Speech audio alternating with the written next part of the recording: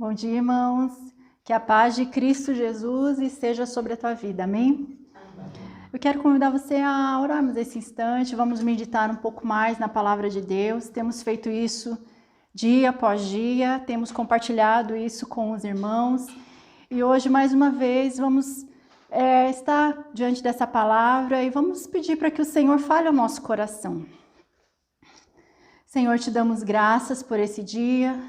Vemos a tua misericórdia se renovando nele, Pai. E também vemos o sustento do Senhor nas nossas vidas, em todas as áreas, Pai.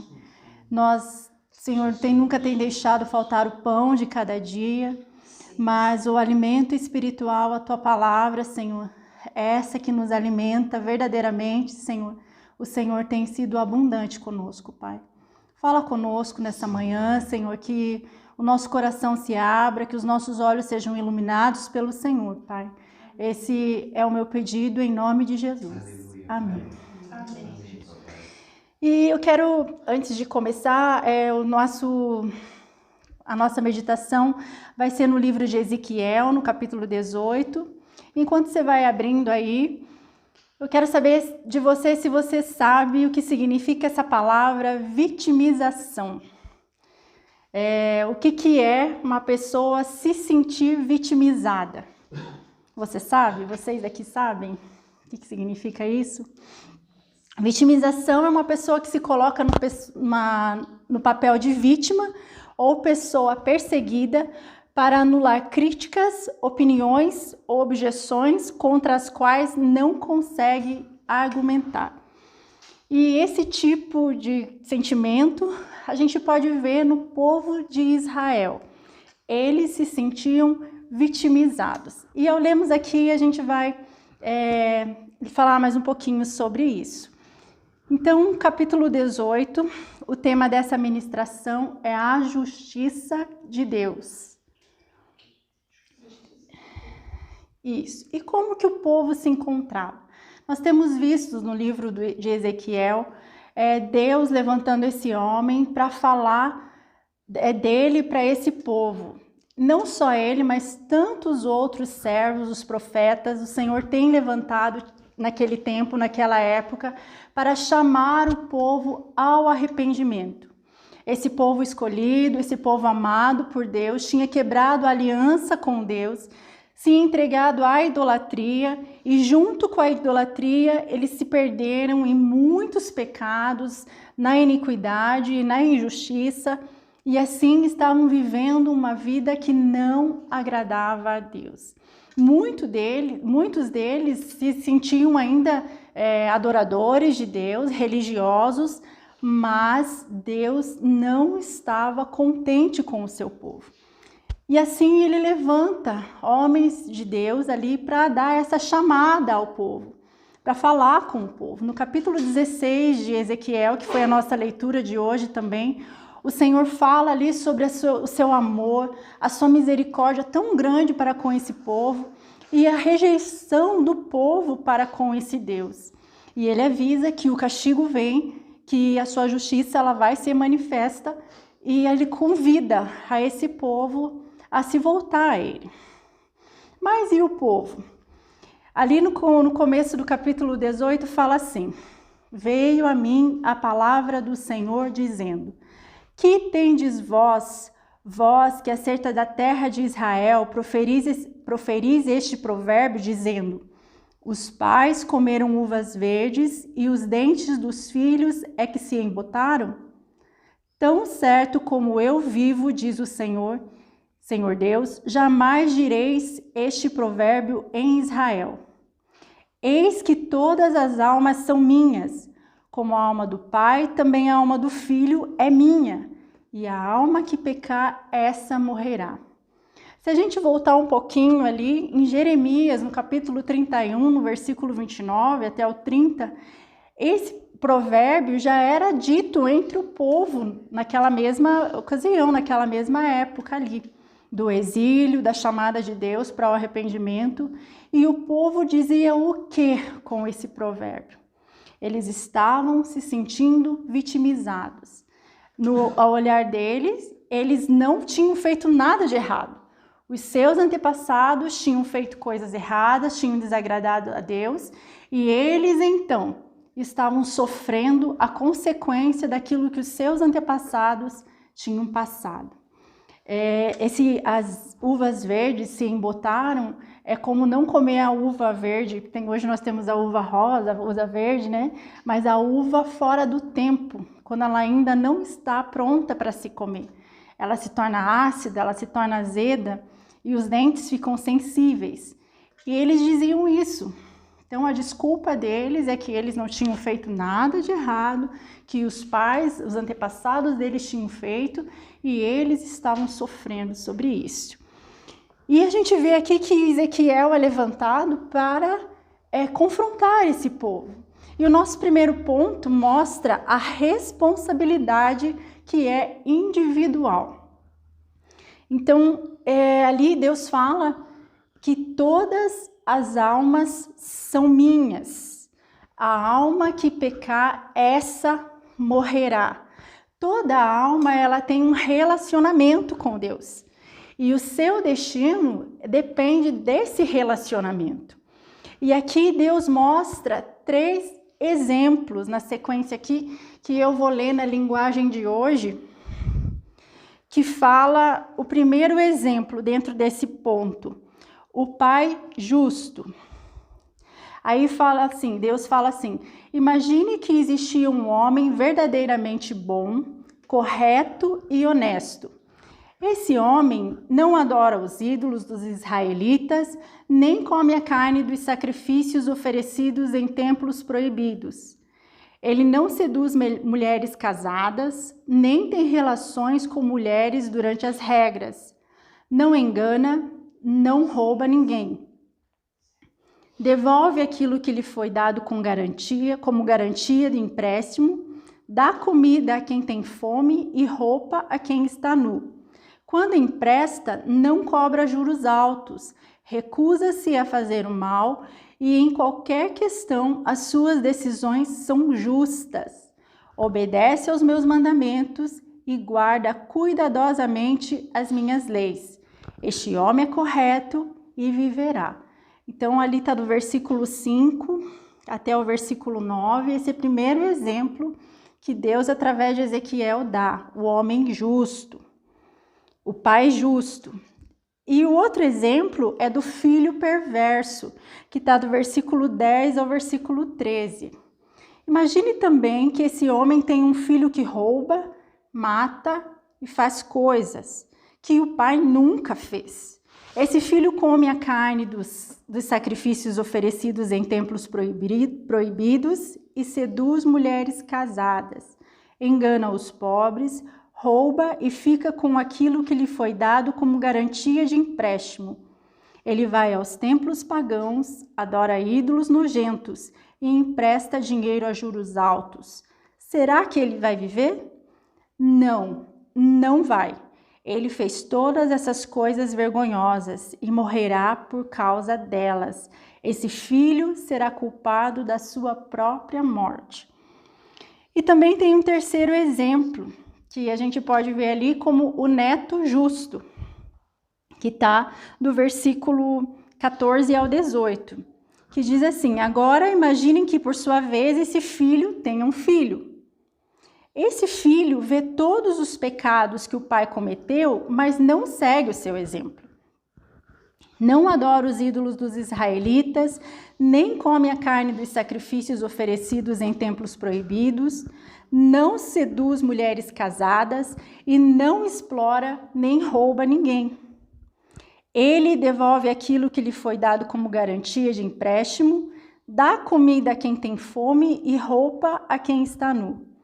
Ele se recusa a fazer o mal e não empresta dinheiro a juros altos. Guarda as minhas leis e obedece aos meus mandamentos.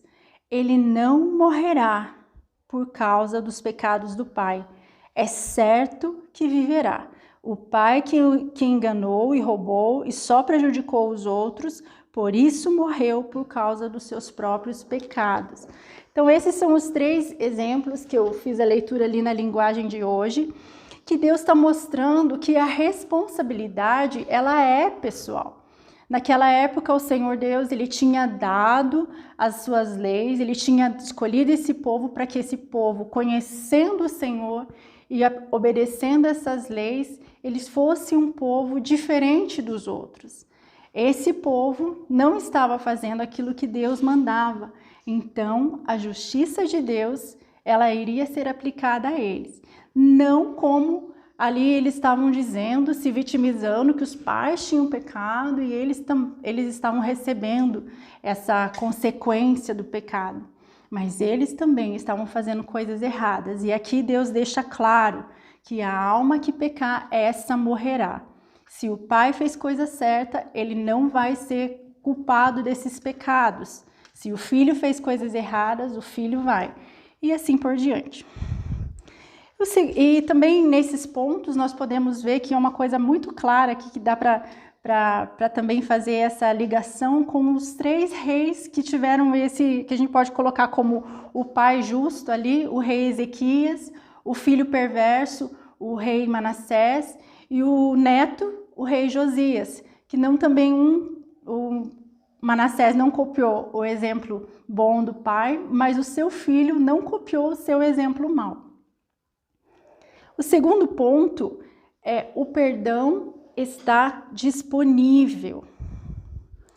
E a gente vai ler do versículo 21 ao 29. Mas se o perverso se converter de todos os pecados que cometeu e guardar todos os meus estatutos e fizer o que é reto e justo, certamente viverá e não será morto. De todas as transgressões que cometeu, não haverá lembrança contra ele. Pela justiça que praticou, viverá. Acaso tenho eu prazer na morte do perverso? Diz o Senhor Deus. Não desejo eu antes que ele se converta dos seus caminhos e viva? Mas, desviando-se o justo da sua injustiça e cometendo iniquidade, fazendo segundo todas as suas abominações que faz o perverso, acaso viverá? De todos os atos de justiça que tiver praticado, não se fará memória, na sua transgressão com que transgrediu e no seu pecado que cometeu, neles morrerá. No entanto, dizeis, o caminho do Senhor não é direito. Ouvi agora, ó casa de Israel. Não é o meu caminho direito? Não são os vossos caminhos tortuosos? Desviando-se o justo da sua justiça e cometendo iniquidade, morrerá por causa dela. Na iniquidade que cometeu, morrerá. Mas, convertendo-se o perverso da perversidade que cometeu e praticando o que é reto e justo, conservará ele a sua alma em vida, pois se considera e se converte de todas as suas transgressões que cometeu, certamente viverá, não será morto. Então, no 29 ali, né? No entanto, diz a casa de Israel, o caminho do Senhor não é direito, não são os meus caminhos direito, ó casa de Israel, e não são os vossos caminhos tortuosos. Aqui Deus está falando que o perdão ele está disponível. E o povo fica ali dizendo que o caminho deles são certo, o caminho do Senhor é que está tortuoso, e eles não entendem ali que eles estão errados. Mas Deus mostra mais uma vez, assim como os exemplos ali, dizendo que aquele que pratica a justiça, esse viverá. Aquele que vive na sua iniquidade, este morrerá. E ele fala, convertei-vos, mostrando que o perdão de Deus, ele está disponível para aquele que se converte dos seus pecados. Um homem bom revela o seu caráter, resultado da sua obediência a Deus. E ali esse povo não estava querendo obedecer a Deus e estava revelando o caráter dele, o caráter idólatra, um caráter que estava fora dos caminhos do Senhor. O terceiro ponto é o convite ao arrependimento, do versículo 30 ao versículo 32. Portanto, eu vos julgarei a cada um segundo os seus caminhos, ó casa de Israel, diz o Senhor Deus. Convertei-vos e desviai-vos de todas as vossas transgressões, e a iniquidade não vos servirá de tropeço. Lançai de vós todas as vossas transgressões com que transgredisses, e criais em vós novo coração e espírito novo. Pois, por que morrereis, ó casa de Israel? Porque não tenho prazer na morte de ninguém, diz o Senhor. Portanto, convertei-vos e vivei. Então, o Senhor ali clamando a esse povo, convertam-se, arrependam-se dos seus caminhos, para que vocês encontrem a vida. E a gente vai seguindo, lendo esse livro de Ezequiel, né? E vamos vendo assim Deus clamando para esse povo, exortando esse povo, confrontando, mas dando a esse povo essa chamada ao arrependimento, disponibilizando o seu perdão para que essa justiça de Deus não se manifestasse. Sabemos nós que muitos ali que estavam no exílio, que estavam sofrendo todas essas coisas, eles estavam firmes no Senhor. Ezequiel e outros profetas que nós sabemos que estavam ali nesse tempo, permaneciam obedientes ao Senhor e olhando para o Senhor. E aí você pode me dizer assim, tá, isso foi há mais de 2000 anos atrás, e o que tem a ver comigo? Hoje em dia não é nada diferente.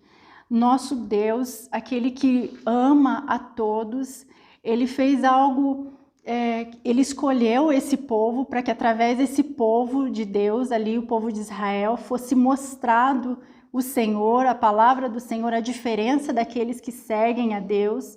E através desse povo ele ia mandar alguém para que perdoasse o pecado desse povo. E isso se cumpriu.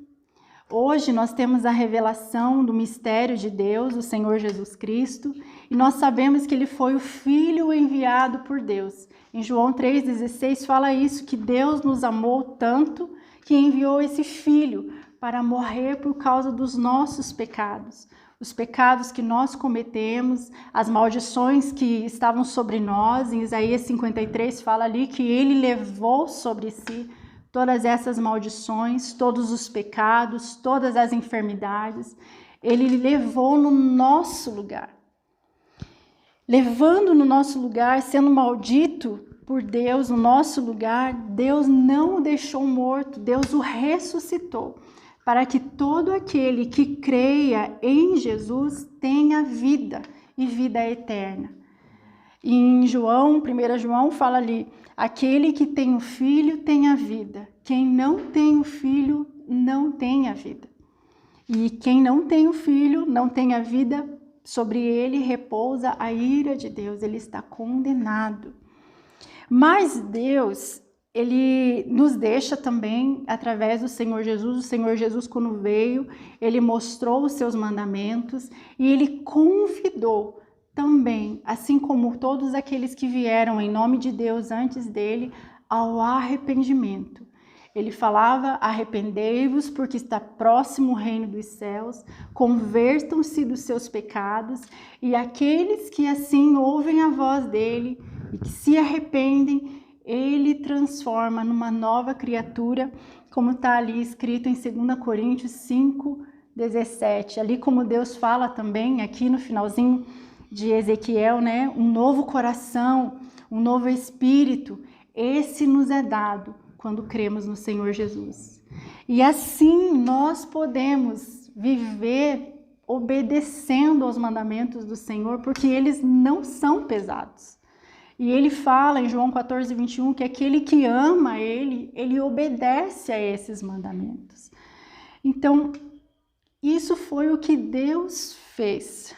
Ele avisou esse povo que rejeitou a ele, mas ele cumpriu a promessa, mandando o seu Filho. E hoje nós temos o Senhor Jesus. Ele morreu por nós, ele nos deixa os seus mandamentos e ele também quer uma resposta nossa ao que nós estamos fazendo nessa terra, com que propósito, o que fazemos e como temos vivido. E se estamos vivendo fora do propósito de Deus, o convite é um só: arrependimento. O perdão, ele está disponível hoje para que a justiça de Deus não se manifeste sobre nós e assim sejamos condenados ao inferno eterno. Mas o Senhor, ele vai voltar. Em 2 Pedro 3,19, fala assim: não retarda o Senhor a sua promessa, como alguns a julgam demorada. Pelo contrário, ele é longânimo para convosco, para que, querendo que nenhum pereça, senão que todos cheguem ao arrependimento. Se nós que já encontramos o Senhor Jesus, temos vivido essa vida nele, nós temos essa intimidade com ele, nós ansiamos pela sua volta, que é certa. Então, diferente do povo ali que estava enganado, que estava achando que estava fazendo a coisa certa, idolatrando e fazendo tantas outras coisas, nós, através do Espírito Santo de Deus, nós somos avisados por ele dos caminhos que temos seguidos e nos convertendo desse caminho, vivendo uma vida que agrada a Deus até a sua volta. E você, em que situação você está nessa manhã? Em que situação você se encontra? Você se acha uma pessoa religiosa que conhece a Deus, mas você conhece realmente?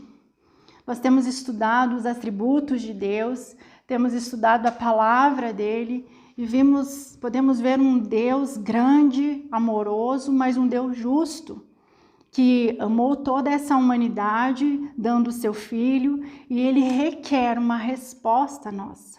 E qual foi a tua resposta? Qual é a tua resposta ao que Deus tem feito por você? Se você já respondeu a Deus, crendo em Jesus e tem vivido essa vida com Ele, louvado seja o Senhor, que você seja fortalecido e que ande e ame nos mandamentos do Senhor.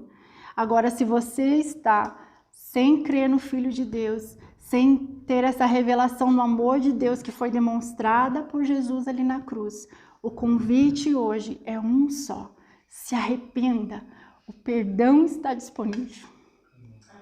Olhe para Jesus, não se engane de estar fazendo a coisa certa, leia a palavra de Deus, busque o Senhor e Ele vai te mostrar o caminho que você deve andar. Vamos orar?